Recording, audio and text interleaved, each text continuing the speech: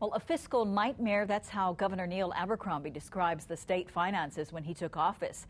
In the first half of his first year as governor, Abercrombie didn't spend a lot of time criticizing his predecessor, but that's changed. And this is a story that's new at 6. What we faced was a tidal wave of debt and deficits, upwards of $200 million plus tidal wave that threatened to swamp our canoe. That was the governor yesterday describing what he called a fiscal nightmare left behind by the Lingle administration. We had to pull out of that deep water. I had to make decisions that were very, very tough. Governor Abercrombie made those comments as he announced the largest bond sale in Hawaii history, saying the state was finally starting to turn around from a period where he says he and his team, including tax director Fred Pablo, had no way to grasp the state's financial numbers.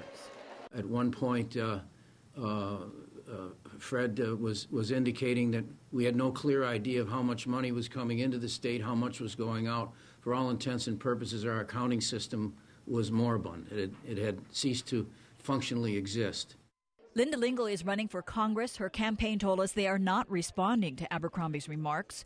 However, the campaign sent a letter written by Lingle's former chief of staff, Barry Fukunaga, to our partner, civilbeat.com, which had run a story earlier this week on Abercrombie's criticism of the former administration.